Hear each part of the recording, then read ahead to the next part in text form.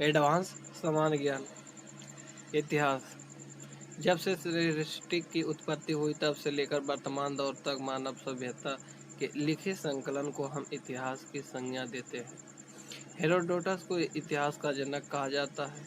अध्ययन की सुविधा हेतु इतिहास को 3 कालखंडों में बांटा गया है। नंबर 1 प्रागैतिहासिक काल जैसे पाषाण काल। नंबर 2 आद्य ऐतिहासिक काल जैसे हड़प्पा व वैदिक काल।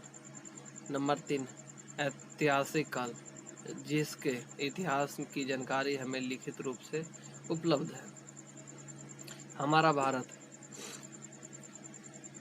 हमारे देश भारत का नामकरण ऋग्वेद काल में एक प्रतापी राजा भरत के नाम पर हुआ था। पूर्व में इसे आर्यों की भूमि होने के कारण आर्यवर्त भी कहा जाता था। बौद्ध ग्रंथों में भारत को जम्बूद्वीप नाम से पुकारा गया। यूनानियों ने इसे इंडिया कहा। मध्यकालीन मुस्लिम इतिहासकारों ने इसे हिंद अथवा हिंदुस्तान नाम दिया गया, जबकि हमारे महाकाव्य पुराणों में इसे भारतवर्ष अथवा भारत का देश कहा गया। सिंधु इंडस नदी के कारण इसका नाम हिंदुस्तान पड़ा। भारत में इतिहास के अध्ययन की सुविधा के दृष्टिकोण से 3 भागों में बांटा गया है: प्राचीन भारत, मध्यकालीन भारत और आधुनिक भारत। ईसा पूर्व एवं ईस्वी। जूलियन और ग्रेगोरियन कैलेंडर में ईस्वी और ईसा मसीह के जन्म के बाद वर्षों को दर्शाता है और इसे ही ईसा पूर्व उसके जन्म के पूर्व को दर्शाता है। ईसा पूर्व का मतलब है ईसा मसीह का जन्म के 20 वर्ष पहले, और ईस्वी का मतलब है ईसा मसीह के जन्म के 20 साल बाद। ईसी कहते हैं कॉमन एरा, BCE तो बिफोर कॉमन एरा। AD को कहते हैं एनो डोमिनी, और BC को कहते हैं before the birth of Jesus Christ. प्राचीन भारत। प्राचीन भारतीय इतिहास के स्रोत। प्राचीन भारत इतिहास की जानकारी हमें मुख्य रूप से प्राप्त है, जैसे कि धर्म ग्रंथ, ऐतिहासिक ग्रंथ, विदेशी यात्रियों का विवरण, पुरातात्विक साक्ष्य। धर्म ग्रंथ एवं ऐतिहासिक ग्रंथों से मिली महत्वपूर्ण जानकारियाँ। धर्म ग्रंथ अथवा धार्मिक साहित्य 2 भागों में बांटा गया है, एक ब्राह्मण साहित्य, दूसरा ब्रह्मोत्तर साहित्य। ब्राह्मण साहित्य में ब्राह्मण साहित्य के अंतर्गत आने वाला प्रमुख ग्रंथ वेद, वेदांग, उपनिषद, ब्राह्मण ग्रंथ, आरण्यक, पुराण, स्मृति ग्रंथ, रामायण, महाभारत आदि है। ब्रह्मोत्तर साहित्य के अंतर्गत बौद्ध साहित्य और जैन साहित्य आते हैं। 4 प्रकार के वेद हैं: ऋग्वेद, यजुर्वेद, सामवेद, अथर्ववेद। वेद भारत का सबसे प्राचीन ग्रंथ है। वेद का संकलन करता महर्षि कृष्णदेवराय वेदव्यास है। स्तुति, सूक्तों, प्रार्थनाओं, यज्ञ एवं तंत्र मंत्रों से संबंधित सूत्र के संग्रह को वेद कहा गया। संस्कृत भाषा में विद शब्द से वेद शब्द की उत्पत्ति हुई, जिसका अर्थ है पवित्र एवं आध्यात्मिक ज्ञान। सबसे प्राचीन धर्म ग्रंथ ऋग्वेद, जबकि सबसे बाद का वेद अथर्ववेद है।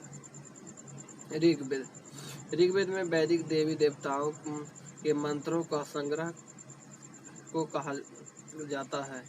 इसमें 8 अष्टक, 10 मंडल, 1028 सूक्त, बालिक पाठ के 11 सूक्तों सहित और 10,580 ऋचाएँ हैं। ऋग्वेद को पढ़ने वाले को होत्री कहते हैं।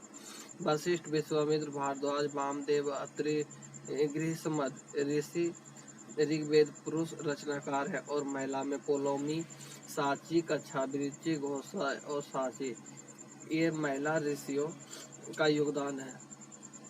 ऋग्वेद का रचना काल 1500 ईस्वी पूर्व से 1000 ईस्वी पूर्व माना जाता है। ऋग्वेद में हमें आर्यों के जीवन, व्यवहार, राजनीति प्रणाली, तत्कालीन इतिहास की जानकारी मिलती है। ऋग्वेद के 10वें मंडल और पहले मंडल अंत में जोड़ा गया है। 10वें मंडल में पुरुष सूक्त में चतुर्वर्णीय समाज का जिक्र मिलता है, जैसे कि ब्रह्मा जी के मुख से ब्राह्मण भुजाओं से छत्री, जांघों से वैश्य और चरणों से शूद्र की उत्पत्ति हुई।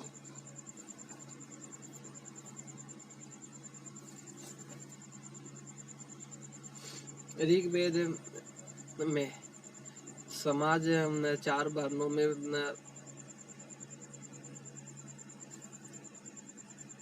दायित्व, व्यवसायों, सामाजिक जातिगत स्थितियों, विशेषाधिकारों एवं कर्तव्यों को स्पष्ट वर्णन है।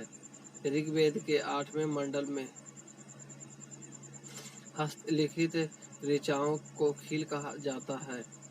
इसमें इंद्र के लिए 250, अग्नि के लिए 200 ऋचाएं मिलती है। गायत्री मंत्र ऋग्वेद का एक लोकप्रिय मंत्र था। वैदिक साहित्य में ऋग्वेद के बाद शतपथ ब्राह्मण का प्राचीन भारत में साधन के रूप में महत्वपूर्ण स्थान है। ऋग्वेद, सामवेद, यजुर्वेद, अथर्ववेद संहिता कहलाते हैं। संहिता का अर्थ होता है संकलन किया हुआ। ऋग्वेद 2 ब्राह्मण ग्रंथ है, ऐत्रेय और कौशितकी, जिसको संख्यायन भी बोलते हैं। ऋग्वेद में ही वामनावतार के 3 पगों का आख्यान उल्लेखित है। यजुर्वेद यह 2 भागों में विभक्त है, कृष यजुर्वेद और शुक्ल यजुर्वेद।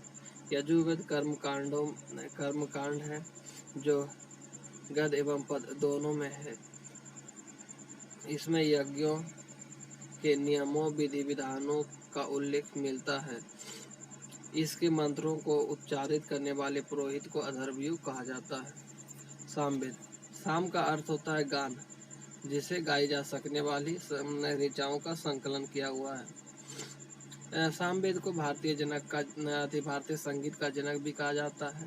सामवेद में 1549 ऋचाएं और इसमें वर्णित देवता साविता या सूर्य है। ऋग्वेद के पाठकर्ता अथवा पुरोहित को उद्गाता कहते हैं। अथर्ववेद, अथर्वा मुनि द्वारा इस वेद को रचित किया गया, इसीलिए अथर्ववेद इसका नाम पड़ा।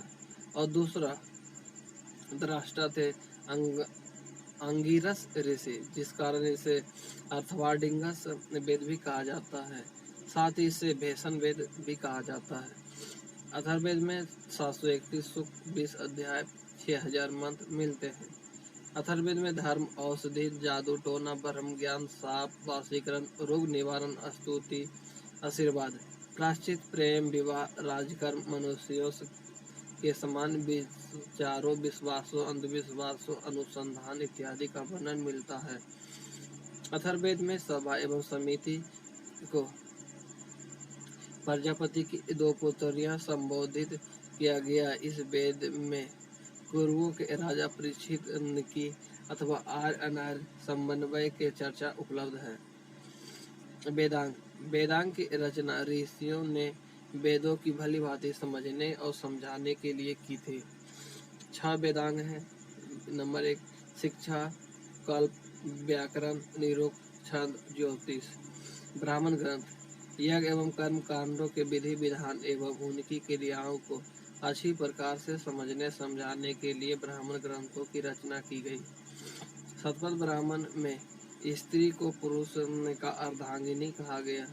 मैत्रेयनी संहिता में से उस समय स्त्री की सर्वाधिक गिरी हुई स्थिति का पता चलता है। इसमें जुआ और शराब के बाद स्त्री को पुरुष का तीसरा दोष बताया है।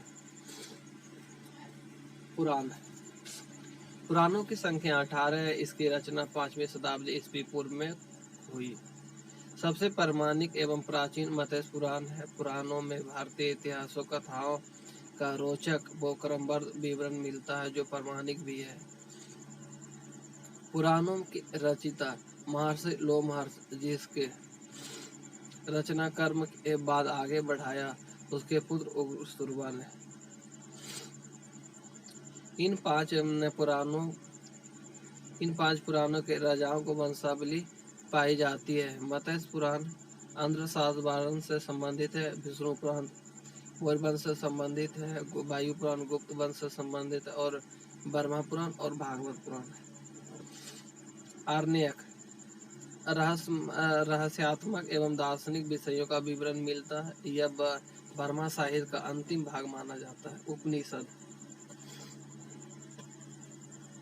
उपनिषद का शाब्दिक अर्थ होता है पास बैठना, यानी उपनिषद वह विद्या है जिसे गुरुओं के पास बैठकर प्राप्त किया जाता था। उपनिषद के आध्यात्मिक विद्या अथवा प्राविद्या की संज्ञा दी जाती है। उपनिषदों की कुल संख्या 108 मानी जाती है, जो प्रमाणिक उपनिषद मात्र 12 है। मुंडकोपनिषद में ही भारत का आदर्श वाक् सत्यमेव प्राप्त किया गया है। प्रमुख उपनिषद आयुर्वेद, धनुर्वेद, गंधर्ववेद और शिल्पवेद है। प्रतिख्यात वैदिक शिक्षा संबंधित प्राचीन साहित्य है। सबसे बड़ा उपनिषद बृहदारण्यकोपनिषद है। स्मृतियों की रचना वेदांग या सूत्र को समझने हेतु रचना की गई है और सबसे स्मृति ग्रंथों में सबसे प्राचीन और प्रमाणिक ग्रंथ है मनुस्मृति। इसका रचना 200 ईस्वी पूर्व से 100 ईस्वी तक माना जाता है। मनुस्मृति की रचना व टीकाकार भारुची गोविंदराज कुल्लू भट्ट मेघातिथि। मनुस्मृति को शुंग काल के मानक ग्रंथ का दर्जा प्राप्त है। गुप्त काल के विषयों में विस्तार पूर्वक जानकारी हमें नारद स्मृति से प्राप्त होती है। सूत्र 6वीं शताब्दी ईस्वी के बाद संभवतः के दौरान सूत्र साहित्य की रचना हुई। इसका उद्देश्य कम से कम शब्दों में अधिक से अधिक बात कहने का प्रयास करना था। निरुक्त, निघुट, क्लिष्ट वैदिक शब्दों का संकलन है, जिसकी व्याख्या करने के लिए महाकवि यास्क ने 5वीं शताब्दी ईस्वी पूर्व में निरुक्त की रचना की। सांड दर्शन, ऋषि महर्षियों के उपनिषदों के दर्शन को 6 भागों में बांटा गया है, जैसे पतंजलि का योग दर्शन, कपिल का सांख्य दर्शन, बदनारायण का उत्तर मीमांसा, कनाद का वैश्विक दर्शन, जैमिनी का पूर्व मीमांसा और गौतम का न्याय दर्शन। पतंजलि पुष्यमित्र शुंग के पुरोहित थे, जिसके द्वारा लिखित महाभाष्य से हमें शुंगों के इतिहास की जानकारी विस्तृत रूप से मिलती है। अष्टाध्यायी को संस्कृत भाषा में लिखा गया था और बहुत सम्मानीय दर्जा प्राप्त है। इसकी रचना अष्टाध्यायी की रचना महर्षि पाणिनि ने की। अष्टाध्यायी पुस्तक से हमें मौर्य योगीन एवं उसके पूर्व के इतिहास व मौर्यों के राजनीतिक व्यवस्था का जानकारी मिलती है। अष्टाध्यायी के रचना 400 ईस्वी पूर्व माना जाता है। गार्गी संहिता एक ज्योतिष ग्रंथ है जो कात्यायन रचित है, जिससे हमें भारत पर होने वाले यवन आक्रमण की जानकारी मिलती है। महाकाव्य भारत के 2 सर्वाधिक प्राचीन महाकाव्य है, रामायण और महाभारत। रामायण के रचयिता महर्षि वाल्मीकि संस्कृत भाषा में इसकी रचना 5वीं शताब्दी ईस्वी में हुई थी। इसमें आरंभ में 6000 श्लोक थे, जो बाद में 12000 और कालांतर में 24000 श्लोक हो गए। रामायण को चतुर्वेदी सहस्त्री संहिता भी कहा जाता है। महाभारत के रचयिता महर्षि वेदव्यास। आरंभ में महाभारत को जय संहिता भी कहा जाता था। इसकी रचना के काल 400 ईस्वी पूर्व माना जाता है। महाभारत में मूलतः 8800 श्लोक थे, जब इसे जय संहिता कहा जाता था। जब इसके श्लोक की संख्या 24000 हो गई तो इसका नाम भारत पड़ा। कालांतर में जब इसमें श्लोकों की संख्या 24000 से बढ़कर 1 लाख हो गई तो इसे सहस्त्री संहिता आखिरकार महाभारत हो गया। 12 साहित्य, बौद्ध साहित्य और जैन साहित्य। बौद्ध साहित्य बौद्ध ग्रंथों के सबसे प्राचीन ग्रंथ त्रिपिटक है। त्रिपिटक में संख्या 3 है, जैसे नंबर 1 सुत्त पिटक, विनय पिटक और अभिधम्म पिटक। सुत्त पिटक महात्मा बुद्ध के धार्मिक विचारों और उपदेशों का सार संग्रह है। इसे त्रिपिटकों में श्रेष्ठ दर्जा प्राप्त है। सुत्त पिटक को बुद्ध धर्म का एनसाइक्लोपीडिया कहा जाता है। विनय पिटक में मठ में रहने वाले बौद्ध भिक्षुओं के अनुशासन से संबंधित नियमों की जानकारी मिलती है। अभिधाम पिटक में बौद्ध दर्शनों व मतों की दार्शनिक व्यवस्था मिलती है। इस पिटक का संकलन महान सम्राट अशोक के शासनकाल में संपन्न तृतीय बौद्ध संहिता मोगलीपुत्र तीसरे द्वारा संपन्न किया गया था। जातक में गौतम बुद्ध के पूर्व जन्म की कहानियां संकलित है। द्वीप वंश की रचना चौथी शताब्दी में हुई थी। इसे सिंघल द्वीप के इतिहास प्रथम बार प्रकाश डाला गया था। महावंश की रचना 5वीं शताब्दी में हुई थी। इस ग्रंथ में माधव के राजाओं की सूची प्राप्त होती है। महावस्तु एवं ललिता विस्तार ग्रंथ हमें महात्मा बुद्ध के विषय में जानकारी देते हैं। अंगुत्तर निकाय में 16 महाजनपद की जानकारी मिलती है। आर्य मंजूश्री मूल कल्प के द्वारा बौद्ध दृष्टि से गुप्त सम्राट का वर्णन मिलता है। मिलिंद पन्नों से हमें यूनानी राजा मिनांडर तथा बौद्ध भिक्षु नागसेन की दार्शनिक वार्तालाप की जानकारी मिलती है। हिनयान का प्रमुख ग्रंथ कथा वस्तु है। इससे महात्मा बुद्ध का जीवन चरित्र अनेक कथाओं के साथ वर्णित किया गया है। जैन साहित्य को आगम कहते हैं। जैन साहित्य के अंतर्गत 12 महत्वपूर्ण अंग आते हैं। साथ ही 12 उपांग, 10 परिकीर्ण और 6 संत सूत्र के अतिरिक्त नंदी सूत्र, अनुयोग द्वार एवं मूल सूत्र भी सम्मिलित हैं। जैन आगम ग्रंथों की रचना महावीर की मृत्यु के बाद श्वेतांबर संप्रदाय के आचार्यों द्वारा की गई थी।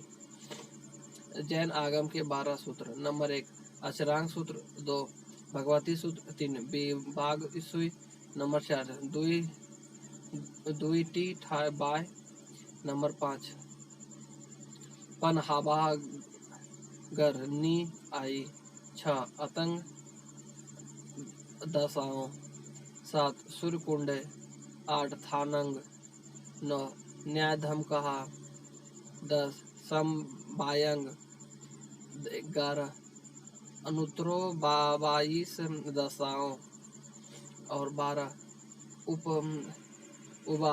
उपासक दशाओं। धार्मिकेतर साहित्य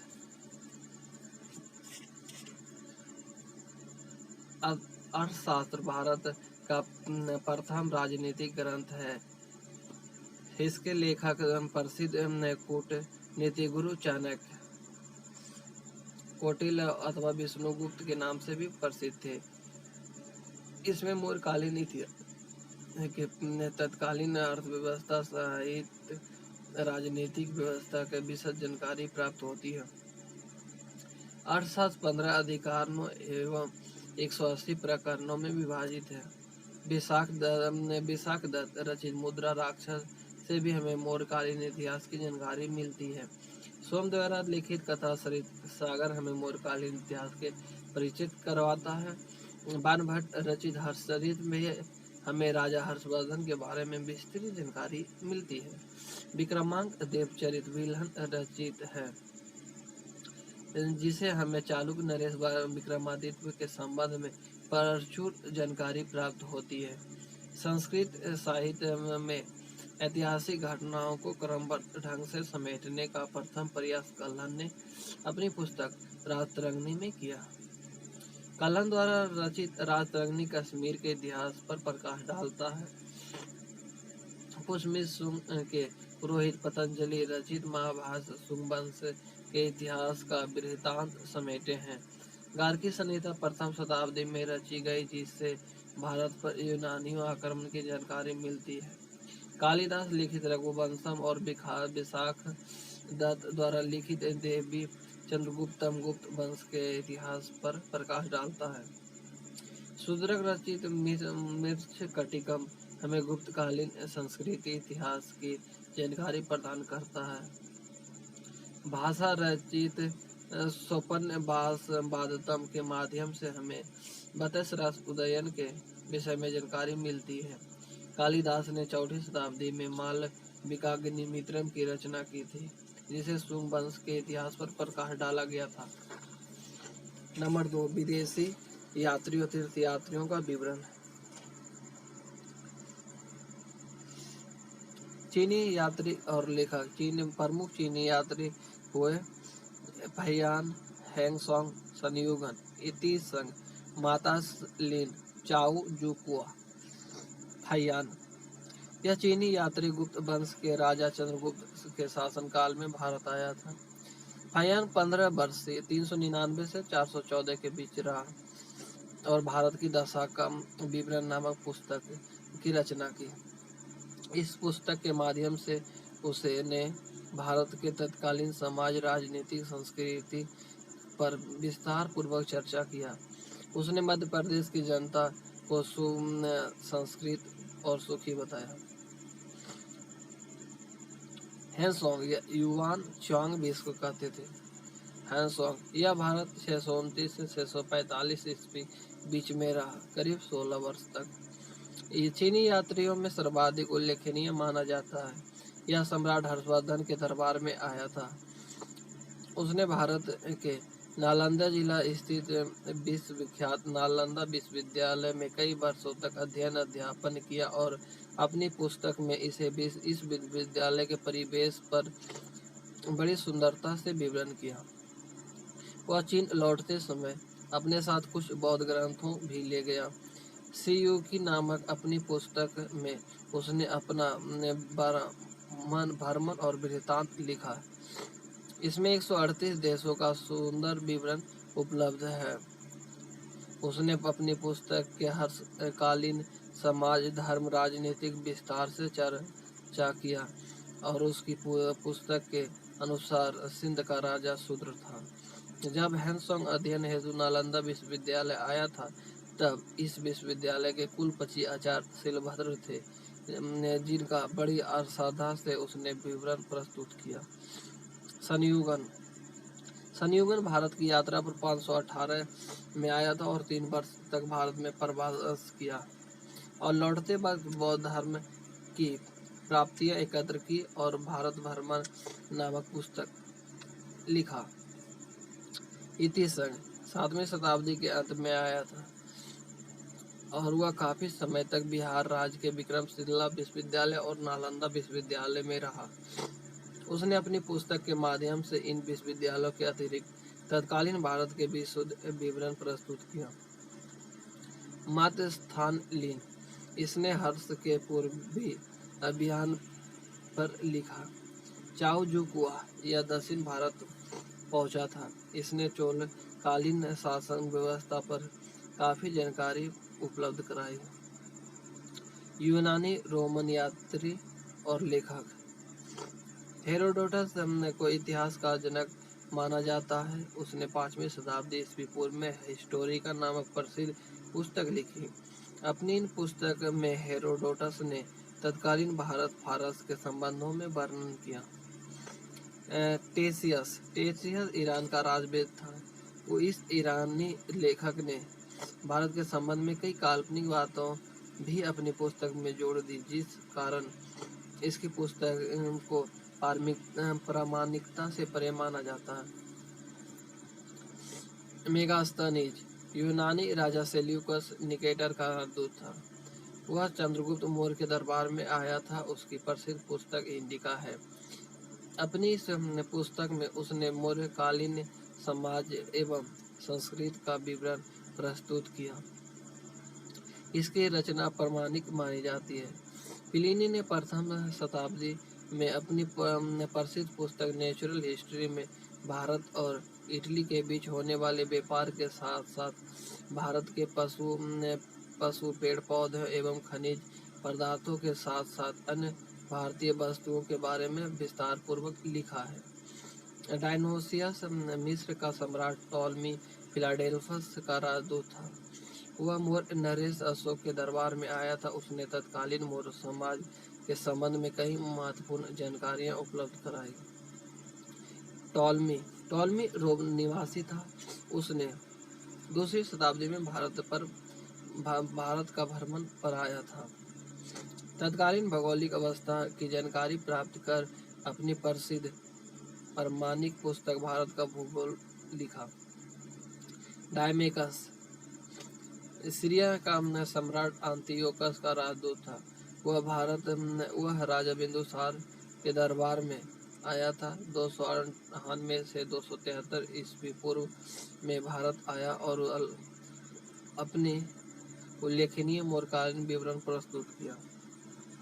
निरियाकस, आर्नेसिक्रट्स और आस्ट्रियोबुलस ने भी भारत के विषय में प्रामाणिक और विश्वसनीय विवरण प्रस्तुत किया। यह लेखक सिकंदर के साथ भारत आए थे।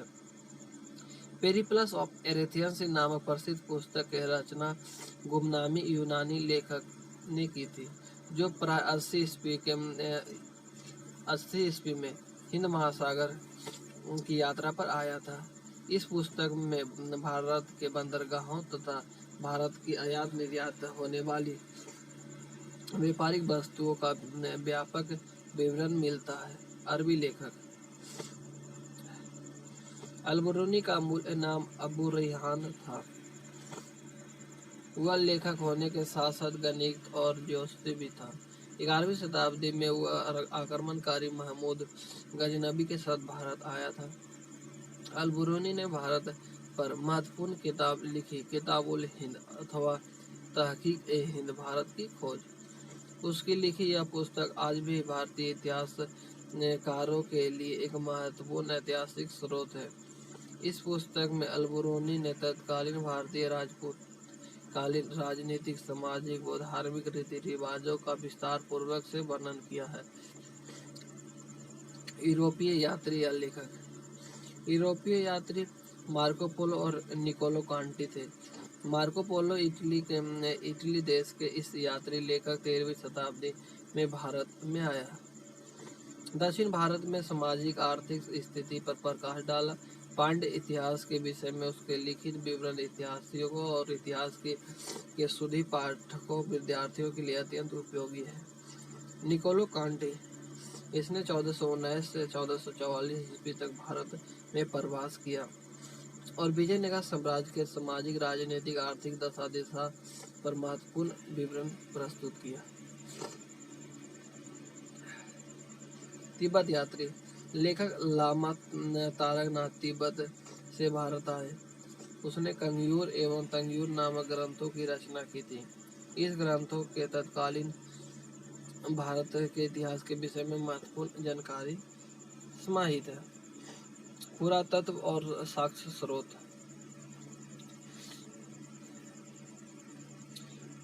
पुरातात्विक साक्ष्य अथवा स्रोत प्राचीन भारत के अध्ययन हेतु सर्वाधिक विश्वसनीय व प्रामाणिक होते हैं, जैसे कि अभिलेख, सिक्के, स्मारक भवन, चित्रकला अवशेष, मूर्तियां, स्तूप।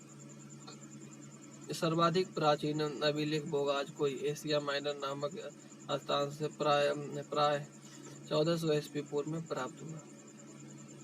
इस अभिलेख पर वैदिक काल के देवता इंद्र, मित्र, वरुण, नासत, अश्विनी कुमार आदि के नाम खुदे मिलते हैं। स्मरणीय अभिलेख अधिकतर पत्थर या धातु के चादरों पर खुदे हैं। अभिलेखों का अध्ययन पूरा लेखाशास्त्र एपिग्राफी कहते हैं। पुराने दरवाजों की प्राचीन तिथि के अध्ययन को हम पूरा लिपि शास्त्र यानी पैलियोग्राफी कहते हैं। मुहारों, स्तूपों, ईंटों, मूर्तियों और मंदिरों के दीवारों पर भी अभिलेख खुदे हैं। सबसे अधिक संख्या में प्राचीन अभिलेख सम्राट अशोक के समय मिले हैं। ये अभिलेख 3वीं शताब्दी ईस्वी पूर्व के समय यूनानी, ब्राह्मी, खरोटी और अरमाइक 4 भाषाओं में प्राप्त हुआ। खरोटी तथा अरमाइक लिपि दाएं से बाएं लिखी जाती थी, जबकि ब्राह्मी लिपि बाएं से दाएं लिखी जाती थी। कुछ महत्वपूर्ण अभिलेख: प्रयाग स्तंभ लेख समुद्रगुप्त से संबंधित है। ग्वालियर अभिलेख प्रतिहार नरेश भोज से संबंधित है। मंदसौर अभिलेख यशोवर्मन मालवा नरेश से संबंधित है। नासिक अभिलेख गौतमी बालश्री से संबंधित है। ऐहोल अभिलेख पुलिकेशिन द्वितीय से संबंधित है। देवपाड़ा अभिलेख विजय सेन बंगाल के शासक से संबंधित है। हाथी गुफा अभिलेख खारबेल कलिंग राज से संबंधित है। भीतरी एवं जूनागढ़ अभिलेख स्कंदगुप्त से संबंधित है। रुद्र दामन का जूनागढ़ यानी गिरनार अभिलेख है। सर्वप्रथम भारतवर्ष शब्द का उल्लेख कलिंग राज खारवेल के हाथी गुफा अभिलेख में खुदा हुआ मिलता है। सर्वप्रथम 1837 में जेम्स प्रिंसेप ने ब्राह्मणी लिपि में लिखित सम्राट अशोक के अभिलेख में पढ़ने में सफलता प्राप्त की। गुप्त काल से पूर्व में अभिलेख प्राकृतिक भाषा में है, जबकि उसके बाद के अभिलेख अधिकतर संस्कृत भाषा में पाए जाते हैं। सर्वाधिक दुर्भाग्य की जानकारी सोहगोरा अभिलेख देता है। सर्वप्रथम भारत पर होने वाले हुन आक्रमण की जानकारी भीतरी स्तंभ लेख से मिलती है। राजा भानुगुप्त के एरन अभिलेख से सती प्रथा के तत्कालीन समाज के अस्तित्व में होने की जानकारी मिलती है। सिक्के। प्राचीन भारतीय सिक्कों को आहत सिक्का कहा जाता है। इसे ठप्पा मारकर बनाने के कारण इसका नाम आहत पड़ा। इन केवल चित्र खोदे थे।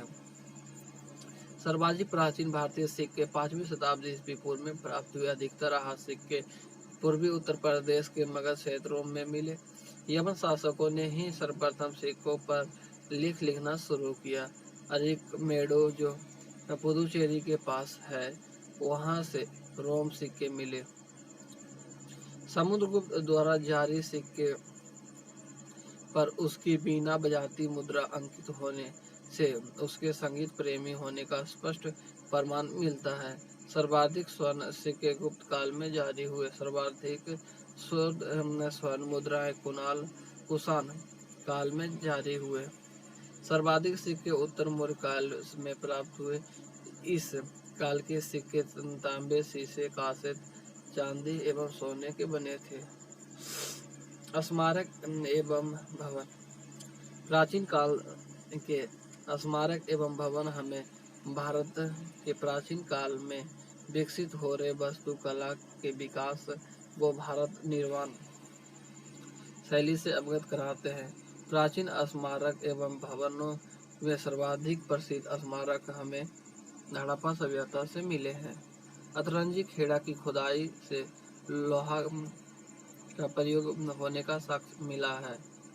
कौशाम्बी से खुदाई से महाराज उदयन के राजप्रसाद के अवशेष मिला। पाटलिपुत्र की खुदाई से चंद्रगुप्त मौर्य के काल की लकड़ी के बने महल के ध्वंसावशेष मिले हैं। कश्मीरी नवपाषाणकालीन पूरा स्थल बुर्ज होम से गड्ढा घर मिला, जिसमें नीचे उतरने के लिए सीढ़ियां पाई जाती है। उत्तर भारत में नागर कला शैली में मंदिर बनाए गए। दक्षिण भारत का मंदिर कला शैली द्रविड़ और मध्य भारत में मंदिर बनाने का कला शैली बेसर शैली था। मूर्तियां। प्राचीन भारत में मूर्तियों का निर्माण काल विधिवत रूप से कुषाण काल में आरंभ हुआ। कुषाणकालीन मूर्तियों पर विदेशी प्रभाव और गुप्त कालीन मूर्तियों पर देशी प्रभाव साफ दिखता है। भरवज, सांची, बोधगया और अमरावती में प्राप्त मूर्तियों से प्राचीन भारतीय जन सामान्य के जीवन की जानकारी मिलती है। चित्रकला। प्राचीन काल के उपलब्ध चित्रकला से हमें तत्कालीन जीवन के विषय में जानकारी मिलती है। अजंता की चित्रों में माता और शिशु वर्णासन, राजकुमारी जैसे चित्रों में शाश्वत भावों की अभिव्यंजना साफ परिलक्षित होती है। इन चित्रों से गुप्त काल की कलात्मक प्रकाष्ठा का साक्ष्य मिलता है। अवशेष।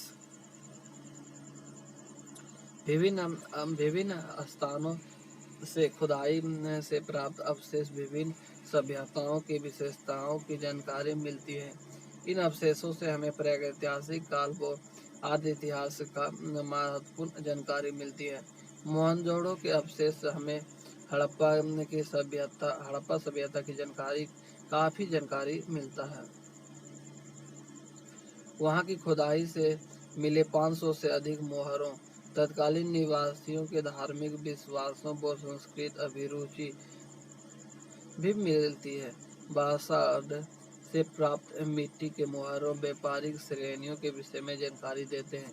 प्राचीन भारत में लौह का प्रयोग 1100 ईस्वी पूर्व में हुआ था।